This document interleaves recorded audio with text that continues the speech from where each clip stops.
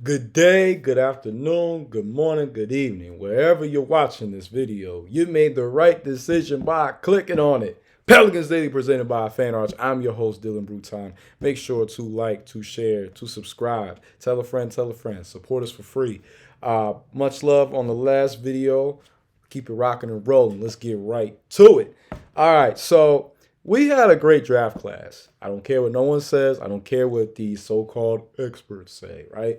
I know ball, and I know that we address needs. We address needs of depth. We address needs of spacing and shooting. We address needs of defense. We address needs of shot creation. And we did that all with our three draft picks that we got in Jeremiah Fears, Derek Queen, and Micah Peavy. Now, of them, who's going to get the most burn this rookie year? We going to see. Well, my guy Chris Lambert feels and thinks that it should be Micah Peavy. And I get where he's coming from, right? Micah Peavy, by far, right? He's the oldest and he has the most transmittable NBA game as a 3 and D wing. And in today's NBA, 3 and D wings are of high commodity, high value. Being able to space the floor and being able to defend on the other end, it makes you have value. And that's largely his contention point of like, look, he might not have the same ceiling as Jeremiah Fears and Derek Queen. However, he's got the NBA ready game and the frame, right? Because he's a big burly guy at 6'7", able to do a lot. But in the summer league, I was impressed with what I saw. I was confused on why he didn't get more minutes. But in his two appearances, he averaged 6.5 points, 4.5 boards, and 2.5 steals per game. And from the jump, he was tenacious, he was hungry, he was after it. You could see that desire to go out there and carve a role. So I see where Chris is coming from, especially given like our wings wise. We've got obviously Herb and Trey. They're the two-way dynamos, right? They're gonna be starting though. But outside of that, it's just Sadiq. So there's gonna be room and opportunity for Micah Peavy. Now, who do I think is going to get the most minutes and who do I think is going to play the most? I actually think Jeremiah is going to play the most. I just feel like it's going to just come down to seeing what can you go out there and do, young man. The keys is yours. Zero fears. Go out there and do it. But I'm not opposed to a situation where Micah Peavy gets the most minutes. Why? Because again, the NBA transmittable skills, the ability to shoot the three, and you know, and the ability to defend the floor, right? These are things that are valued and needed. We needed 3-point spacing badly, and we needed defense badly. So, y'all, I've given Micah Peavy a lot of big props. Big Easy Peavy or Easy Peavy, whatever nickname ends up sticking. I'm hyped to see him this year. Stay tuned. I do feel like he's gonna get a lot of I do think he's gonna have a lot of moments, man. I do think he's gonna have a lot of opportunity. And as long as he's out there as hungry as possible, then hey, he's got it. He's got it. He's gonna do well for us. I think he can be like a Trevor Ariza type of player for us. And that's perfect for a second round pick. I mean, Trevor Ariza was a second round pick back in the day too. But for what we're trying to build, that's the perfect thing. And if he ends up being more, even better. Even better. So it's a win-win either way. It's a win-win either way. Next topic. My guy GTA Grand Theft Auto Alvarado. Oh man. Oh man. Oh, another class of 17 legend, man. You know what I'm saying? The Brooklyn Knight, the Georgia Tech Yellow Jacket himself, my guy, one of my favorite non-all-star players, my guy Jose Alvarado. Oh man. Is he the odd man out? This is the question we've been asking ourselves since draft night, right? Chris also reported that he is a part of an esteemed list of guys like Fred Van Fleet, Trey Young, T.J. McConnell, Malachi Flynn, Patty Mills, A.J. Green, Ty Jerome. I'm shocked by Ty Jerome. I'm like, dang, Ty, you ain't get one? Not one? Not one? Jalen Wilson and Caleb Houston, Caleb Houston, fam, you're 6'8". What's going on, gang? I know brothers that's 5'7". And this is a list of all players that in 1,000 games or more have never dunked. 6'8", Caleb, you don't get, you know what I'm saying? Like, yo, if I was 6'8", I'd be, yeah. You know what I'm saying? I mean, like I said, I'm only 6 foot, and when I was in middle school, when I was in 6th grade, I was touching rim. That's all I could do now. The injuries, I was never the same after that. But if I never had no injuries, I would be dunking. 100%. 100%. I might not be over here like, yeah, you know what I'm saying? But I might be able to at least get a nice, two-hand, a nice little rim grazer or something like that. Because I don't have the biggest hand, so I might have to just two-hand it. 2 hands for safety. But yeah, unfortunately, Jose at 6 foot, 179, he might be the odd man out, right? We've got a point guard room with everyone of height, right? We've got Jeremiah Fears, 6'3", 6'4", Jordan Poole, 6'4", 6'5"-ish. DeJounte Murray, 6'4", 6'5". We might be getting Malcolm Brogdon. Same deal, 6'4", 6'5". So that kind of makes Jose the odd man out. I don't want it to be the case. I want him to retire with us, truly. But it might make him the odd man out. It just might. He was a bright spot for the team last year, but it's like what Slim Charles told the Bodie. See, the old days, them's the old days, right? We not the same team as last year. We have a different front office. We have a whole different culture that we're trying to build and a whole different mentality. So I don't want us to trade Jose. I understand. I don't. And the only way, just like how I said with Zion and Herb and Trey, the only way I'm accepting us making a trade with Jose is if we get a nice return. Because seriously, like Jose is a locker room, a great locker room guy. He's an on-court leader.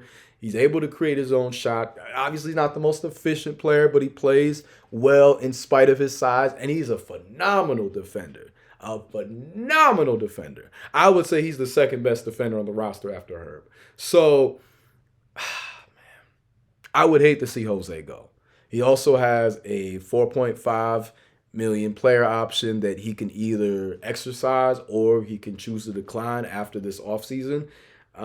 If he so feels like, hey, I'm not getting the proper opportunity, I'm not getting enough chances to play at the level I know I can.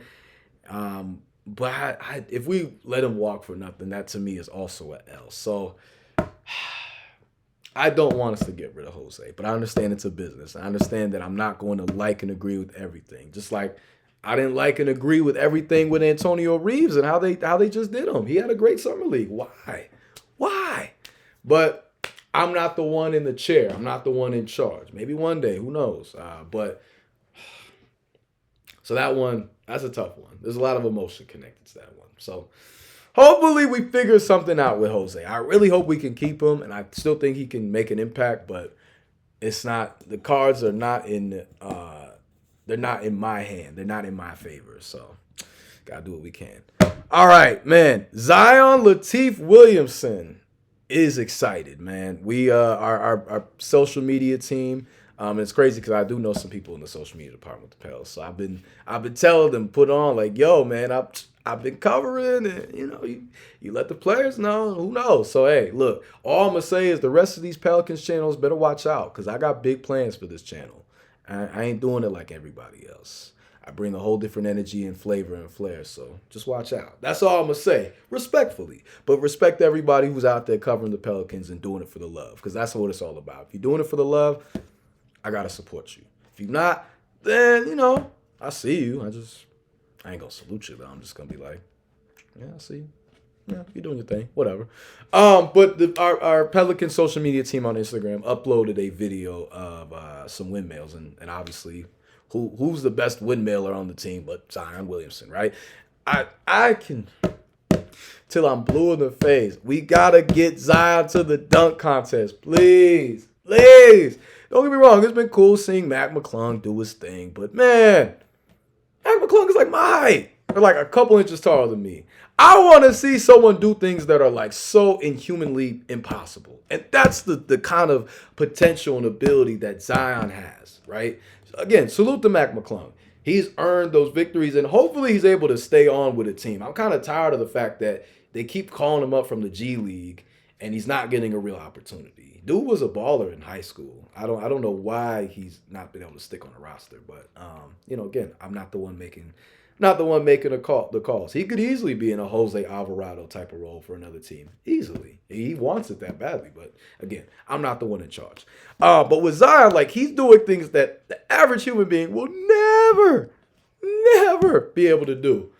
And the windmill dunk that they showed of him, I was like, yo, it's my boy. I'm proud of him. Like, that's the guy that I'll be going hard for. That's the guy who I damn near sound like a biased stan. But I'm a fan. I will say I'm a fan of Zion Williamson's game. I root for him. I know people who know him, so there's a slight, small, connection, degree of separation. And I only want the best for Zion. I only want to see him be at his best for us, right? We drafted him number 1 in 2019 for a reason. 25,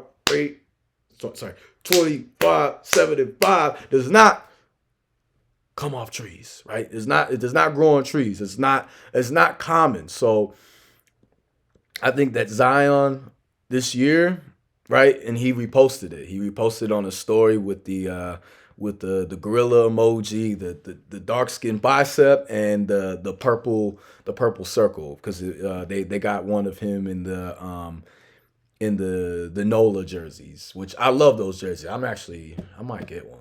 So when y'all see me rocking that on a video, hey, I'm gonna just say I told you so. But those are the Mardi Gras jerseys. I love those. I gotta come out to the city for Mardi Gras, and if I'm in New Orleans for Mardi Gras, I'm gonna let y'all know. Y'all gotta run into me. We gonna build, shoot, maybe even hit a game, and then y'all gotta take me to Bourbon Street and gotta go crazy. But anyway.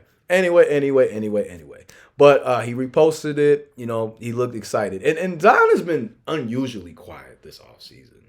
Unusually. I don't know if y'all noticed or peeped. And I think it's for the best, right? He's already had enough scrutiny. He's already had enough unwarranted and unneeded attention in previous off seasons. So I'm glad that, like, no one is really able to, like, poke and prod or nothing. Because everyone was trying to, he's going to get traded, right? He's going to, And people try to cast little spears of judgment, but you know what? You can't take a real one down. You can't, especially when you're powered and protected by God. And make no mistake, right? Zion has got good people around him who love and care for him, and they recognize and see. And that's why President Dumars is so invested in him and said, you know what? This young man is the key to it all, and it is up to him to continue to elevate and grow and become a more mature leader. But I know he has it in him, and I believe in him, and we're going to do everything we can to support him. So that's why all these negative detractors and outsiders, bump that. We don't need y'all, right? It's one thing to have actual constructive wisdom of how to get better, how to do things better. But when you're throwing stones out of a glass house, you're just hating. That's how I look at it, man. Don't nobody want to hear that, man. Like when a bird is just chirping, what do? You ignore it. Because what the hell? What was a bird got to say? Double entendre. All right, let me chill. But, we don't need all that, okay? Worry about your team. What's your team doing? Does your team have a franchise cornerstone? Because if they don't, then I don't want to hear a damn thing. Respectfully. If you don't have someone who is putting butts in seats, I don't want to hear what you got to say. I don't. If your team is in purgatory and has no way of ever elevating or going anywhere, guess what? Worry about yourself. Check yourself before you wreck yourself, because it's bad for your health. Shout out to Ice Cube, right? That's my mentality and MO. But I'm pumped for Zion this year. I know he's pumped too. And I think, right, again, I'm still standing on it. Dark horse MVP candidate. When it happens, look, I'm going to just say, told you so. But he's got the ability. He's got the talent. It's never been in question. And anyone who is questioning Zion's talent and ability, please stop talking basketball. Please go talk about curling. Please. There's other sports to talk about. Talk about water polo. I don't know. But don't talk basketball. Do not under any circumstances, because you don't know ball. So, hey, I say all that to say, look, Zion, we excited, but make no mistake, year 7, this is your time. It's your year to shine. 7 is God's number. It's time, Zion. It's time. It's time. All right, last but never least, because whoo, this one got me hot, especially as someone who grew up reading. I own Bill Simmons' big basketball book. It's not currently here. Actually, maybe it is. I don't know. You know what? No, it's in storage. It's in storage. I own several of Bill Simmons' books, but the big basketball Bill Simmons' big basketball book, according to, is one of my favorite basketball books that I read as like middle school and on, and it had a huge, profound impact on me as a journalist and as someone who has sports media aspirations. So I was a little bit hot, a little bit in his recent podcast. So this podcast is called the BS podcast. And Bill, all love to you and respect to you. You are someone who I've admired and looked up to. But what you had to say was BS. I just gotta call it what it is. No hero worship over here. We hold people accountable. You're a man, I'm a man. As a man, I ain't rocking with what you had to say, right? You know what I'm saying? It's one thing to have critiques that are based in analysis, that are based in objectivity, but I could just tell you ain't really been around. You ain't really put your feet to the ground. You ain't really put your feet in the soil. So you're kind of speaking from an uninformed perspective, right? He was saying, I don't mean to start panic.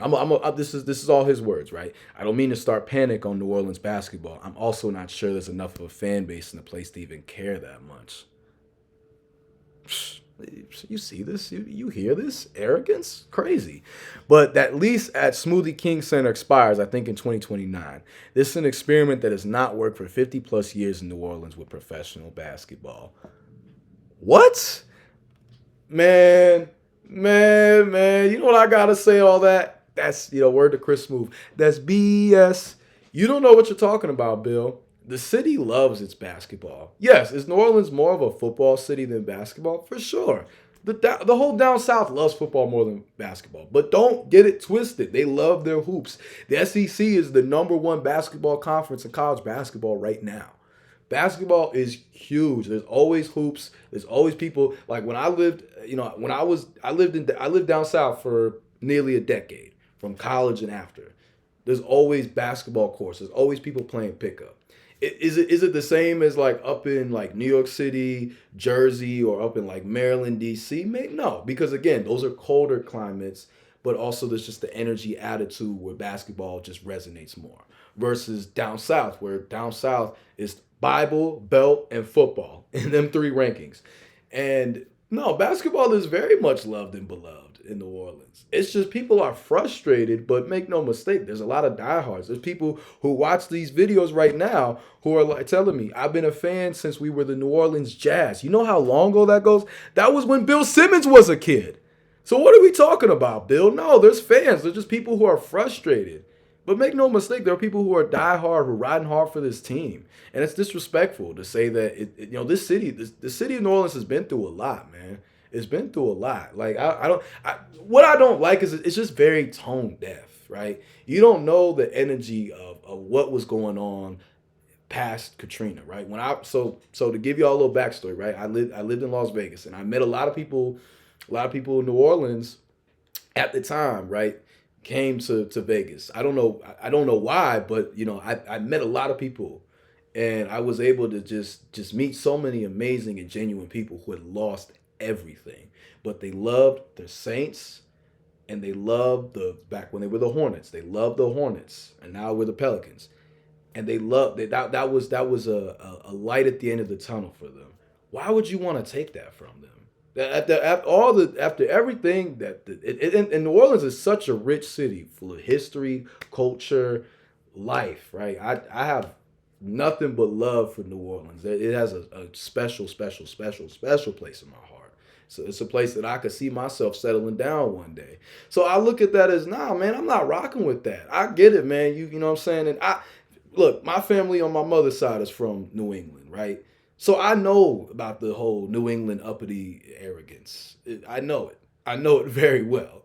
And I'm not going for that. You keep that up there in Boston. You keep that up there in Mass and Connecticut, Vermont, Maine, wherever in New England, right? You keep that up there. But don't bring that BS to New Orleans. Don't project whatever it is onto that. And he said also, if you and I owned a team and they asked us what we thought, well, we definitely have enough players to go to 32 teams. That doesn't mean we should because we're making so much money from the media rights. And he said, I look at a situation like New Orleans. I don't know what the team is worth in its current state. If someone bought them and just moved them to Seattle and paid everyone relocation fees, and then you didn't have to split your media rights, that seems like where this is headed. Again, what are you talking about, Bill? There's no talk about sending the team and relocating them to Seattle. Seattle's going to get their own team. Without revealing my sources, because I don't want to get them in hot water, I've talked with people who worked with the professional Seattle sports, right? And they've all said it's going to happen. It's not going to be overnight, but they're getting their team back. So why would you remove a team that's already there, is on the verge, make no mistake, has guys that are going to continue to elevate? Why would you want to lose that? It doesn't make sense. The NBA, make no mistake, the NBA needs the South. There's a large percentage of fan base and viewers down south. There's a lot of people down south. So why would you remove from one of the most culturally important and rich cities of the South? Why? It just doesn't make no sense. And it's disrespectful. Again, I have nothing but respect for Bill Simmons as a journalist. Even though I don't always agree. I've never agreed with his Kobe takes. I've never agreed with his AI takes because they're always fueled by something beyond just basketball, if you catch my drift. I don't know why he has a bone to pick with them two in particular, but hey, Bill, hating don't look good. It don't look good. That's, hey, them gray hairs, it shows. But like you don't know what you're talking about, Bill, respectfully. Again, I own your books. I'm someone who has admired your work, who has respected what you have brought to sports dialogue and basketball. But respectfully, you don't know what the hell you're talking about. Respectfully. And I would tell you this all in person. And I'd also tell you that, again, I own your books. I read them. I studied them. But you don't know what you're talking about. You don't. We've gone to the playoffs in the last 5-6 years, right? We have a face of the league caliber player. We've got great players on this team to supplement him. The only issue that we have is health. If everyone stays healthy, that is a talented team, a very talented team, right? We're good at building teams when they're healthy. When healthy, they just gotta stay healthy. So, no, I'm not with that. That to me was such a slap in the face, and it just so tone deaf. Like, come to New Orleans and say that. You wouldn't, though. You're in your comfortable home. And that's what I don't like with media is that, like, it's full of, like, it's full of nerds. And I'm a nerd myself, okay? So I can say that, right? Look, you want to see? I got a Frodo, pop on my desk right now. I love Lord of the Rings. I'm a nerd, unbrazen, unapologetic, but I'm not with these dudes who can't go to a gym and make a left-handed layup, talking greasy when you wouldn't talk like that if somebody was right in your grill, right in front of you, someone that could really press and check you. I don't rock with that. So if you got nothing positive to say it. But make no mistake, there's going to be people who are going to have issue, especially when you're speaking from such an arrogant position when you don't know what you're talking about. And you come across so tone deaf. And then don't be the type to, oh, what? I don't get why they're mad. No, man. You threw stones and you hit your hand. Guess what? As a man, you have to be responsible. Accountability, brother. So, no. I'm not jacking that. I'm not rocking with it. I ain't going for that. It's too many great people that I've met from New Orleans that mean the world to me. It's too much about the city of New Orleans and the history. And it's too much about this team that I'm just going to sit here and be idle and let you be disrespectful. Hell to the no. Respectfully. Again, all due respect. All respect. So I'm not with that. But Bill, guess what? Hey, there's plenty of popcorn in the stands. There's plenty of churros for you to eat on. There's plenty of beverages for you to drink on. When we go to the playoffs this year, I want you front and center to watch. So you can see and witness that what you was talking about was a whole lot of malarkey, a whole lot of BS, like the name of your podcast. You know what I'm saying? You could tell Zach Lowe that. You could tell Ryan Russillo that. Because some of y'all takes are absolutely, I'm like, there's no way you would step into a barbershop or step into anywhere where hoops and culture mix and say these things. You say them from the comfort of your home. Just like I'm in the comfort of my home. But guess what? Ask about me. I'm who I am to y'all. Ask about me. My reputation speaks for itself. I don't mince words. I speak my mind. I'm a real one, okay? Okay? So, nah, I ain't going for that. And neither should we. So, yes, to answer my own question, I am offended by that. I am offended by that. There are legitimate frustrations to be had. But all this other stuff is malarkey. But it's cool. Like Hov said, a wise man said don't argue with fools because from a distance you can't tell who is who.